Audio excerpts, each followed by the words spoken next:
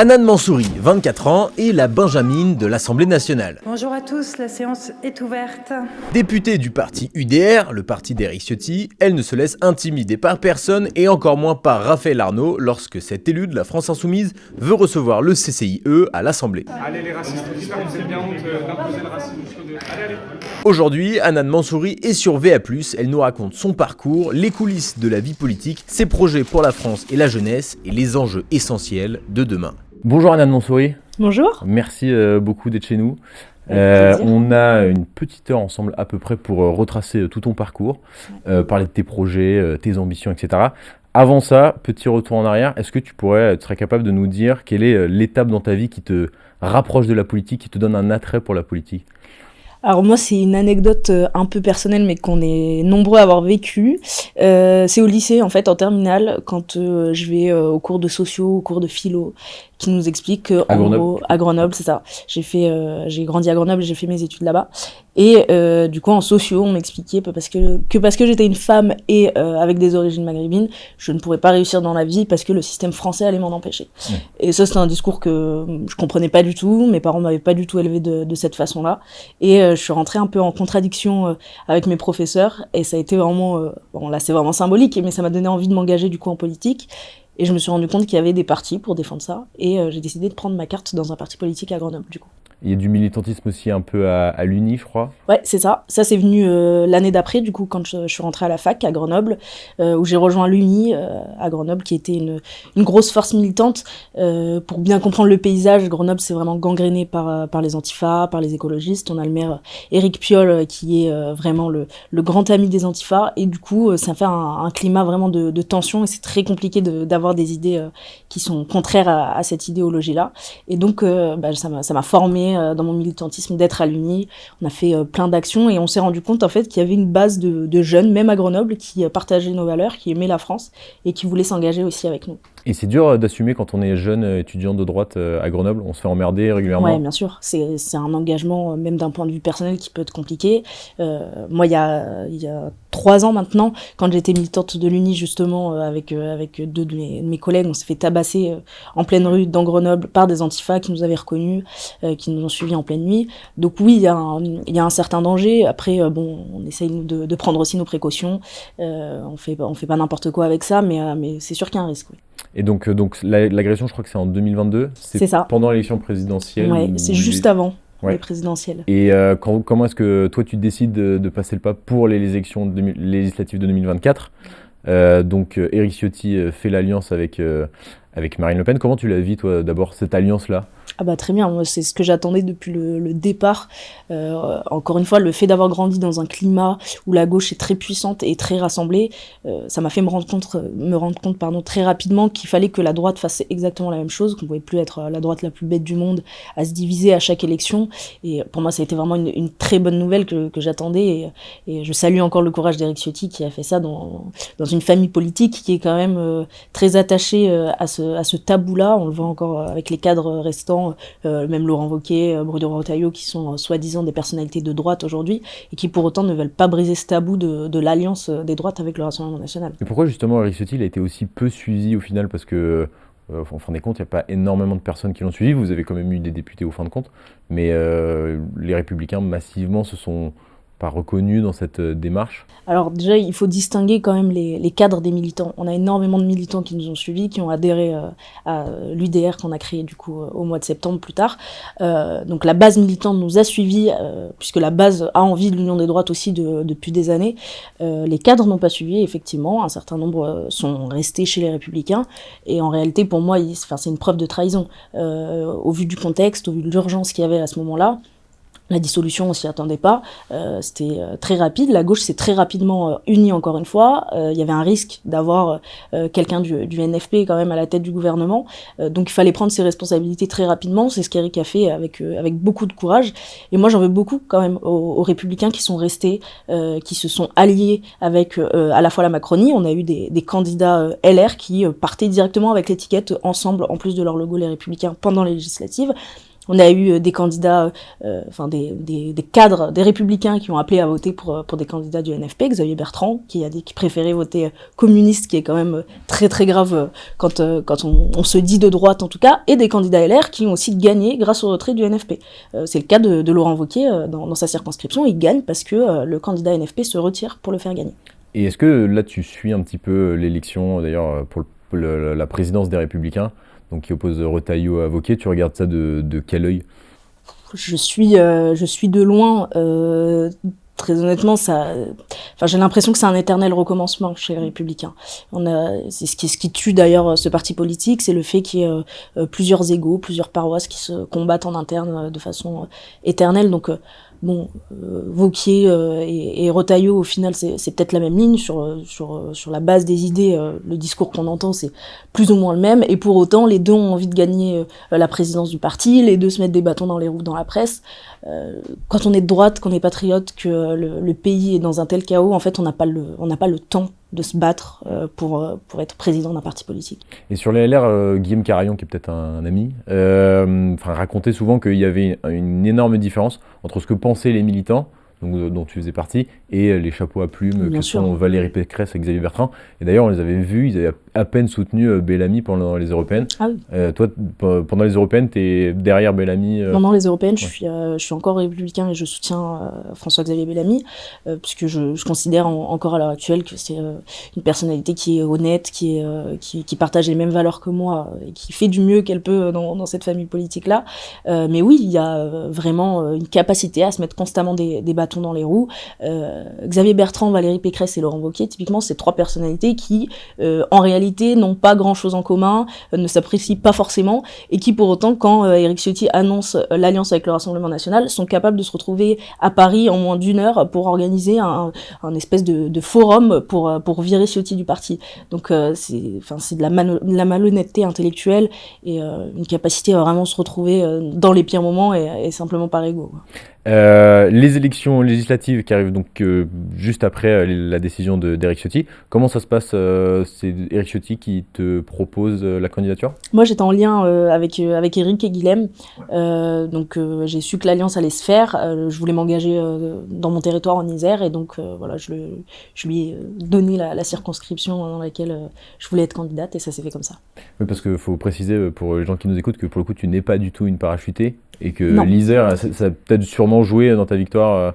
Oui, bien sûr. J'ai grandi en Isère, j'ai travaillé sur tout le territoire avec plein d'élus locaux. Donc oui, c'est vraiment chez moi pour le coup. Et qui t'accompagne dans cette élection? Parce que par exemple, tu vois, Marion Maréchal, quand elle s'était présentée en 2012, elle devait avoir peut-être ton âge ou juste peut-être un peu moins, je crois qu'elle avait 21 ans. Elle était entourée de ses meilleurs potes qui étaient venus. Est-ce que t'es entourée de tes amis? Parce que c'est un peu vertigineux, j'imagine, Exactement. comme moment. Alors déjà, j'ai pu compter sur des militants du Rassemblement national sur la circonscription que je connaissais pas avant, comme j'étais aux Républicains, qui directement m'ont filé un coup de main et ont été là du début à la fin, alors que on se connaissait pas personnellement.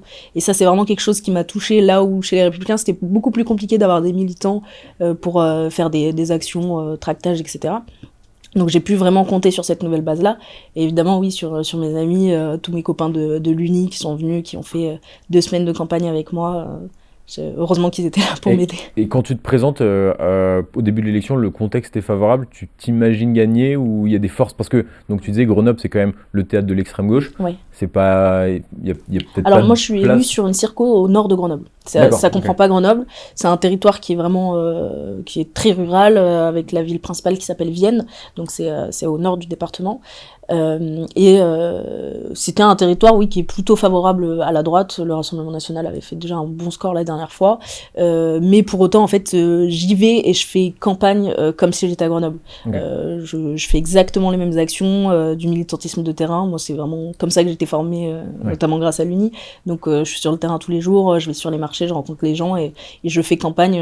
J'aurais fait campagne pareil qu'à Grenoble, quoi. Okay. L'objectif, c'était vraiment de convaincre et de pas de s'appuyer sur une potentielle vague nationale ou quoi. Je voulais vraiment faire la campagne à fond. Et tu fais campagne en parlant de quoi? C'est quoi les causes que tu mets en avant principalement?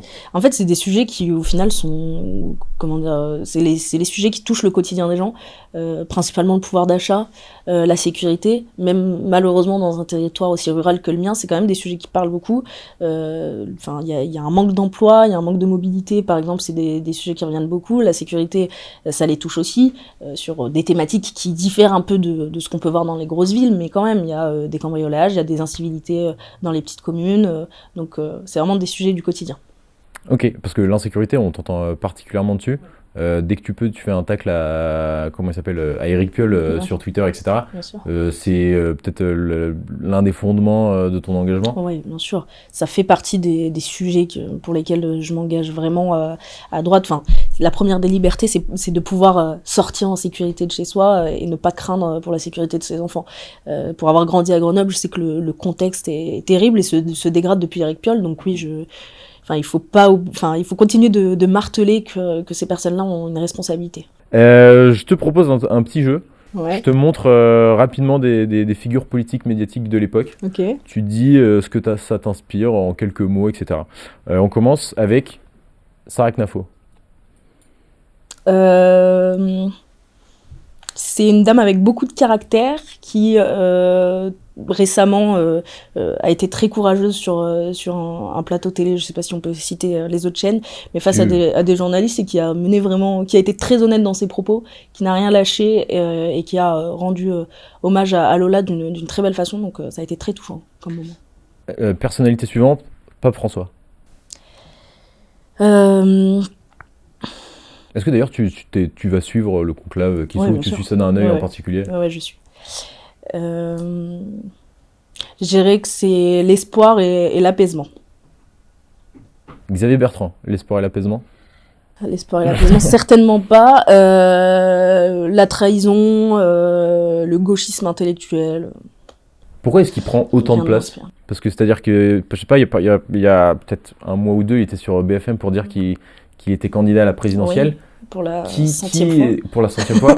Mais qui est derrière, qui soutient, comment ça se fait qu'il soit au centre? Ouais, c'est ça. J'ai l'impression qu'il est autosuffisant et que, je sais pas, il doit avoir de bons relais dans la presse pour se déclarer candidat toutes les semaines.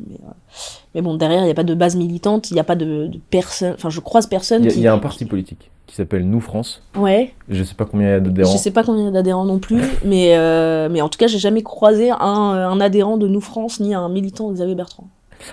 Personnalité suivante, Jean-Michel Apathy. Wokiste. Très, ouais. Un de plus. Et dernière personnalité qui est un confrère, Louis Boyard. Ridicule. C'est une personne que je trouve qui déshonore vraiment l'Assemblée. Est-ce qu'il t'a pas serré la main, j'imagine? Il m'a pas serré la main, il a un comportement qui est exécrable. Quand on est à ce poste-là, on se doit un minimum de respect quand même. Humainement parlant même? Ouais, humainement parlant aussi. Ça t'arrive de le croiser? Ouais, bien sûr. Comme plein de ses collègues LFI, ils sont tous... on les sent sous tension, stressés de voir qu'on est de plus en plus nombreux à droite, et donc ils ont un comportement... On a l'impression d'être dans la cour d'école. C'est vrai? Ah ouais, à l'Assemblée, quand vous croisez dans les coulisses, ouais. Vous dites pas bonjour, mais alors, il y a des échanges possibles. Il y a des regards de travers, par exemple, comme au collège. Il y a même une députée, là, c'est Mesmer, qui était à l'UNEF d'ailleurs avant, et que du coup, elle sait que j'étais à l'Uni, donc je pense qu'elle a un passif psychologique avec moi, on s'était jamais parlé avant. Quand je la croise dans les couloirs, typiquement, elle me bouscule avec son épaule. Non, ça. Si. Comme si on était au collège, genre, vraiment. Pour prendre ton goûter derrière. Quoi. Ouais, c'est un peu ça. Mais bon. Et est-ce que, au contraire, il y a des politiques qui sont peut-être d'un autre camp, je sais pas, Renaissance, Parti socialiste, etc., avec lesquels c'est possible d'avoir un échange, de discuter? Il y a certains PS, ouais, qui sont ce qu'on appelle l'arc républicain, qui ont encore quelques valeurs et avec qui on peut discuter. Renaissance, c'est très compliqué parce qu'ils ont un autre problème, c'est qu'ils sont méprisants au possible. Ouais. Vraiment, ils considèrent qu'on représente les gueux, qu'on ne sait pas suffisamment s'exprimer et qu'on n'a pas encore poussé notre pensée suffisamment pour arriver à l'équilibre parfait de la Macronie. Donc, ils sont vraiment méprisants. Il y a quelques horizons qui sont sympas. Okay. Naïma Mouchou, par exemple. qui est une personnalité avec qui je m'entends Qui bien. était vice-présidente, qui est Elle toujours est toujours vice-présidente. vice-présidente de l'Assemblée, qui est une personne plutôt juste et agréable. Ok. Et alors, il y a un épisode à l'Assemblée pour lequel tu as été particulièrement médiatisé. C'est quand Raphaël Arnaud a organisé donc c'était une forme de colloque avec le CCIE, table ronde. une table ronde. Comment tu étais rentré dans la salle, etc. Donc, j'imagine que Raphaël Arnaud doit faire partie des personnes aussi qui regardent mal. Ah oui, Raphaël mais comment Arnaud, ça s'était mais passé depuis le début, Ouais. vraiment. Il y avait une fois, j'étais en commission, je remplaçais un collègue parce qu'il y avait l'UNI qui intervenait dans la commission, c'était en gros sur les syndicats étudiants, et l'UNEF prend la parole du coup pour dire que ils étaient contre les élus qui instrumentalisaient la mort de Philippine et qui en avaient parlé dans l'hémicycle. Donc en fait moi, parce que j'avais fait ma QAG pour rendre hommage à Philippine, et que par contre il fallait que ces élus-là viennent aussi aux marches contre les féminicides. Donc comme je vois que en fait la prise de parole m'est adressée, je lui réponds en lui disant oui avec grand plaisir, je viendrai aussi pour ça. Et Raphaël Arnaud qui se retourne et qui me dit discrètement ouais t'inquiète, t'auras un comité d'accueil en plus. Ah ouais. Ouais, donc quand même il y a des trucs qui sont tendus et pour revenir sur la table ronde de Raphaël Arnaud, c'est invraisemblable en fait. Ouais. Quand j'ai vu passer le visuel sur les réseaux sociaux, je me suis dit c'est pas possible, il s'est avancé mais en fait ça va pas avoir lieu. Et en fait si, il fait sa réunion, donc moi je viens symboliquement, je lui remets en fait l'acte de dissolution du CCIF en France. Donc je lui ramène ce petit dossier là, direct. Il y a un passif d'Antifa qui revient et donc il se met dans une posture hyper agressive, il nous met dehors. Et en fait la réalité c'est qu'il peut se permettre ça et que la gauche peut se permettre ça parce que la Macronie fait rien. La présidente de l'Assemblée aujourd'hui, Yael Braun-Pivet qui est macroniste, ne fait rien du tout. C'est moi qui me suis fait gronder, j'ai reçu un courrier de la présidente de l'Assemblée pour dire que mon comportement n'était pas correct à l'Assemblée, mais par contre inviter une association islamiste c'est tout à fait ok. Mais d'ailleurs tu avais contacté, alors j'ai plus le terme exact, mais saisi la présidente avant. Et qu'est-ce qui se passe dans ces cas-là? Elle est censée nous rendre une réponse. Moi, je lui ai fait 2 courriers et elle a répondu vraiment la veille au soir avant la table ronde, disant que c'était hyper flou, qu'elle appelait à la responsabilité du député quant au choix des invités qu'il avait dans l'Assemblée, mais que en même temps, elle avait pas la possibilité d'interdire la réunion, alors que c'est le pouvoir discrétionnaire de la présidente de l'Assemblée de décider qui peut rentrer ou pas dans l'Assemblée. Qu'est-ce que ça fait d'arriver à l'Assemblée à 24 ans? Est-ce que il y a une forme de, je sais pas, ou de déception, ou d'admiration? Est-ce qu'on découvre, enfin, la politique parisienne, en plus à l'Assemblée, c'est quelque chose de très particulier, à la fois dans le rythme et puis dans l'ambiance. Comment toi tu vis ces premiers mois dans l'hémicycle? Au départ, c'est très très impressionnant. Ouais. Effectivement, arriver à 24 ans à l'Assemblée, c'était la première fois que je rentrais à l'Assemblée, j'avais jamais visité avant, donc rien que ça, c'est particulier. Et puis, on se rend compte directement de la responsabilité qu'on a. Forcément, on essaye d'évoluer dans sa posture, dans sa façon de proposer ses idées, de travailler sur le fond. Et d'un autre côté, une déception, mais qui n'en est pas vraiment une, c'est de voir quand même que le comportement et l'ambiance dans l'hémicycle, elle est exactement comme on voit à la télé. C'est le cirque permanent. Ouais. LFI est constamment en train de bordéliser. On peut pas on peut même pas aller dans le fond des sujets parce qu'en fait, on se fait couper toutes les 2 secondes, on se fait traiter de raciste, etc. Donc, c'est pas à la hauteur de la fonction, en tout cas. Et alors, c'est peut-être une question un peu indiscrète, mais t'en parlais quand tu rappelais ton passage à l'Uni, du fait de tes origines maghrébines. Est-ce que c'est quelque chose qui revient souvent, où on essaie de dire qu'il y a un paradoxe chez toi, parce que t'es patriote et tu défends la France, mais tout en affichant tes origines? Oui, bien sûr. Ça, c'est un sujet qui revient beaucoup et que la gauche me remet souvent en pleine face. Ça a été le cas quand j'ai annoncé ma candidature. J'avais une affiche de campagne sur laquelle il y avait la tête d'Éric Ciotti, de Bardella et puis la mienne. Et j'ai eu des milliers de messages sur Twitter, sur Insta, des insultes de type arabe de service, beurette, etc. Ouais. Donc c'est quand même des insultes qui sont assez violentes sur le moment, qui sont irrespectueuses pour moi, mais aussi pour les personnes du coup qui ont voté pour moi après. Donc oui, la gauche n'arrive pas à comprendre que je puisse me sentir française. Ouais. Là où en fait je suis née en France, j'ai aucune différence avec un Raphaël Arnaud. Raphaël Arnaud n'est pas plus français que moi. Là il y a pas de sujet là-dessus et il y a même une incohérence de leur côté. Si on veut être rattaché à un pays et qu'on l'aime de tout notre cœur, il y a aucun souci, il y a aucun sujet. Ouais. Ce sont eux les vrais racistes et les racialistes parce qu'ils me remettent ça régulièrement. Et puis il y a un effort d'intégration qui est fait où donc j'imagine il y a d'autres personnes qui peut-être ont ton parcours aussi une origine et se sentent représentées par quelqu'un qui veut s'intégrer et c'est ce qui fait toute la différence. Est-ce que tu te vois faire de la politique toute ta vie? Bonne question. Et sinon, où est-ce que tu te verrais peut-être dans la société civile, un métier qui peut-être te correspond?